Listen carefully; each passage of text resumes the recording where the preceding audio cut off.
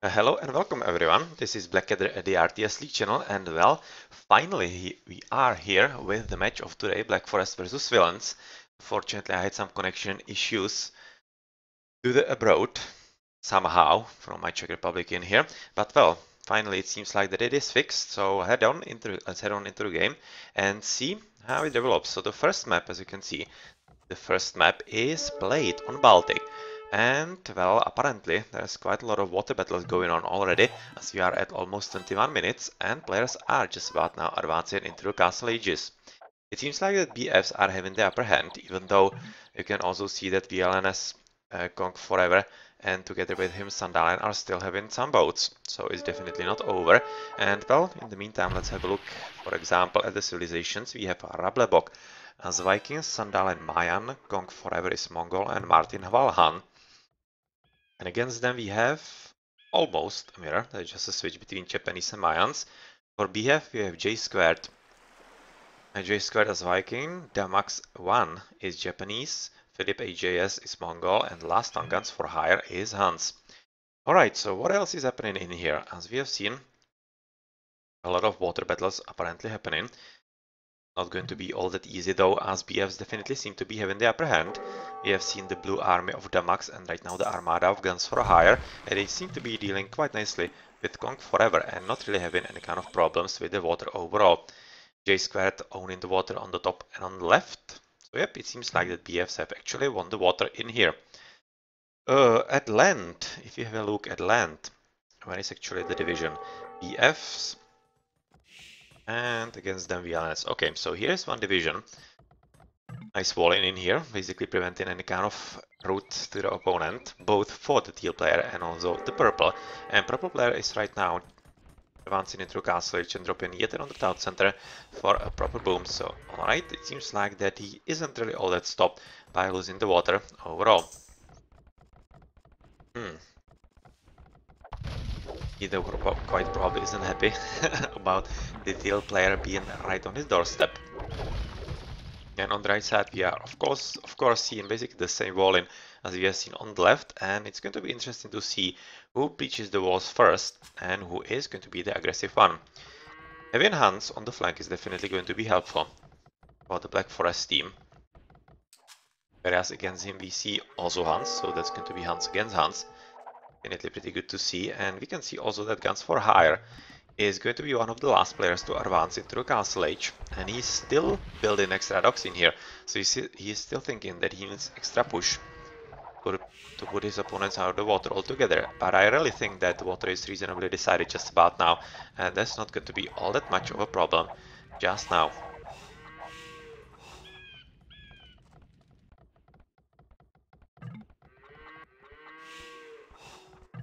Drop in a university right now, alright. Quite nice economy in here, so let's have a look, for example, at the number of villagers. For VLNS we have 49, 41, 48, 43. Whereas for BF we have 54, 53, 53 and 50. So they are having slightly better economy, Black Forest. You can also see really that the difference is not all that big in there, so there could potentially be some way for VLNS back into the game, even though they are quite sorely losing on the score by like 1300 points, which is quite a lot at this stage. But really, with the switch into banking for Sandalen and Rablebok, we can be guessing they are going to be slinging into at least one of the remaining VLNSs, and it's looking like it might be actually Martin Hval, because he's the first to advance into Imperial Age. And yes, he is sent into Martin Hval, so Martin Hval is going to be the one to potentially make a comeback for the villains, the Norwegian team. Let's see if that's going to be successful. Already dropping a siege workshop, but it's really not going to be all that easy, because the way through is going to be quite complicated because of all the boats by the opponents that are going to be very close by, as you can see, because of the cove of the water and whatnot. And well, it's going to be very interesting, really, if Martin Hall will be able to push through. Or we also may be expecting that the purple player might be slung as well, as he's on the other flank, so he's of course going to be quite important also. Let's check into the economy stats in here for still just Rablebok going into Martin Hall. Alright. And we'll see if that is going to be enough for them. Bit of an idle in here. He didn't go in for the relic, of course. This priest, or rather monk, and let's just check out how's it looking with the economies. So 3 TCs, 4 TCs for the one on the left for the Mongol player. Well, that's not bad. It's going to be quite nice boom from him. And we see for the Mayan 3 TCs so far, if I see things correctly. At least 4. Okay, so 4 TCs for the Mayan as well. Yellow is having 1, 2, 3. Seems to be happy with the 3. Yeah, so he's happy with the 3. That's a more usual boom than anything else. And then last one with Slang, Martin Hall. He's so far having just 1 TC, and it seems like that he doesn't really need any extras all that much. On the water relay there's not much going on. There's probably not going to be any kind of comeback. You can just see that BFs are still paying attention in case something like that were to happen, as they are still having a lot of boats just all around the shore. Right now bumping up Yellow's base. And how's it looking for BS with the economies? Quite nice indeed, as we are seeing 3 40Cs for the teal player as well, J squared, so he's doing a pretty good job in catching up with his opponent as he's viking in here. So I would be expecting that maybe he might want to sling, especially since he's facing a Mongol, so that's going to be a pretty tough matchup for him. But well, let's see what's going to happen in here. So far for BFs, Imperial Age is coming in, the first one for Damax X, who is just now, we are looking at him as a Japanese with 3 town centers. Looks like that. Looks like 3 TCs for him. And one of the last players to have a look at is going to be Philip AJS, who is so far having 4 town centers, so that's a pretty strong boom, basically similar to what VLNS are having. And yeah, another relic being captured, and also a lot of outposts, just trying to make sure that he isn't surprised by any kind of sneak landing or anything like that. Well, you already see a bit of a strengthening of the walls on the right side for guns for hire, as he has already discovered that there might be a bit of a shenanigans going on from a while, as he's dropping a castle in a pretty good spot, as it's way up on the hill. So it's going to be controlling very nicely both the stone and the gold, and also quite nicely make it difficult for that player to somehow wall in here once it is finished. Horse is already being prepared with Imperial Ages coming in for J squared, Philip AJS, and Kong Forever as well. And Mongolian castles are coming in from Philip AJS. Alright, so that's going to be a pretty good combo of Mongol together with Han against probably just Han. Because we have seen that Trouble Block is actually slinging to Martin Hwal, so that's probably not going to be any kind of double on the right side from the 2 players. So, well, let's see if Martin Hwal can do something substantial before the situation gets a bit more complicated. Well, just losing villagers in here, not really ideal for the Mongol player, who just needs to finish the castles. And oh my, has he actually spread himself too much? Yeah, he's just now realizing that the situation is pretty problematic for him. Just at least trying to save the situation through the walls, because he has started to build 2 castles, but both of them are kinda halfway up, which means that of course the siege ram can lay waste to this castle very easily. And come on, Martin Hall, come on, you can definitely go through and kill the castle before it is up. I might have just gone through to the left to kill the stone wall that is being prepared, but no, he isn't opting for that, and that's unusual. And you can see that there is also a bit of a problem because of the gold. So he might want to switch the gates somewhere else, maybe forward at least by 1 square, because obviously right now, yeah, he has realized that problem, and this will allow all the siege rams to trickle through. And even though a lot of boats are in here, they are not going to be all that effective against exactly siege rams, because obviously siege rams are the units that you use to take some damage from the boats. Come on, hurry up. Hurry up, Martin Hwal, as 1 castle is already down. And this one is not going to be all that easy, but with just 1 siege ram it's not going to be finished. I'm not exactly sure why he actually stopped attacking it, going just for the wall in here, as he has just allowed the castle to be finished with pretty good hit points.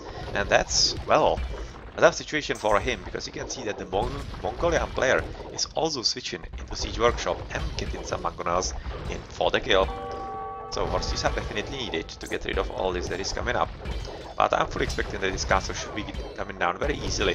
And this might have been a pretty good advantage for Black Forest, but unfortunately if they are just shooting at the siege gems, well, yeah, it's not going to be all that much of an advantage. But still they need to be careful. As you can see, Guns for Hire is quite ready, with just now advancing into Imperial Age and having already a decent amount of knights. And well, since Paladins are coming in for Martin Hall, it's going to be quite good cavalry fight in just a moment. So far there's not really all that much happening anywhere else on the map, so there's not really any kind of need to be moving anywhere else, like on the left or whatnot. The left flank is so far not doing anything, so let's stick with this battle, which is most definitely not going to go alright for Martin Hall, even though he's having Paladins. He's under pretty heavy fire from all those war galleys and what is it? Yeah, just 4 galleys probably. Already galleons. That's an interesting investment from Damax, considering that they've actually won the water. And well, even just knights, due to their sheer numbers, were able to push the orange player back.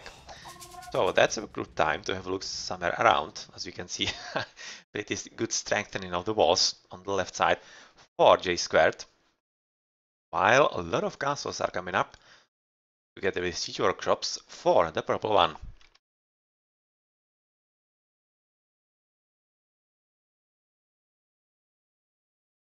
We have a pause probably. Just some sheep, not anything else. I was just seeing the dots on the minimap. That is pretty much it. And you can see also that the market is so far starting to be built on the left side. So yeah, trade is coming up. And how's it looking for the opponents? So far not coming up. Yeah, just quite happy with this. But it is, yep, just as we are talking about it, you can see those guys going to the top, going to be disrupted by the Wolfie. But that's pretty much it. As, yep, this is going to allow for pretty good trading from the top to the bottom, as yellow markets are already prepared. All the possible upgrades coming in from the red player, Paladins, Iron Casting, Two-Man Song, Galleons and whatnot, with Imperial Age for VLNS, Sandalen and Ballistics also. Chemistry for J Square, that's also interesting one to notice, and Gong Forever going for a brace right now. Well, that's going to be a quite strong Mongolian, of course, and come on Martin Hall, need to be a bit careful in here. Otherwise, it's not going to be all that easy for you. Kinda tricky engagement around the gold, as you can see, a lot of guys not really doing anything at all. And here we go with the trebuchets from the Green Mongol. And it seems like that actually Martin Hall has lost absolutely everything right about now, and a strong push from Guns for Hire together with Philip AJS. Might be just deciding the game, but yeah, well, let's not really call it a game yet, because there still could be something going on. There is a pretty strong sling. Yeah, 14,000 from Rabla block into Martin Hall, that's a pretty good one. But J-Scar is also slinging quite strongly into Guns for Hire, and it is definitely noticeable on the battlefield. Also, the Max slinging into Philip AJS. So a lot of sling wars right about now in this 4v4. And here we go with the GGs. Yep, right now VLNS are recognizing that the battle is not going to be won on the right side. Actually, it's going to be lost quite convincingly in the end, even though it looked quite nicely with the early sling from there into Martin Hall. But unfortunately, the strength of BFs of Philip AJS together with Guns for Hire also slung was just a bit too much for them to overcome. And on the left, yeah, there wasn't much to be done due to the walls, and the Mongolian player just about now advancing into a later game for himself and going for an attack. Okay then, so that was the shortened version of the first game for us, as you have been able to call just the second part, but the most important one of course. And let's have a look at the post game on the achievements. Guns for Hire, biggest score, J Square wasn't playing bad either.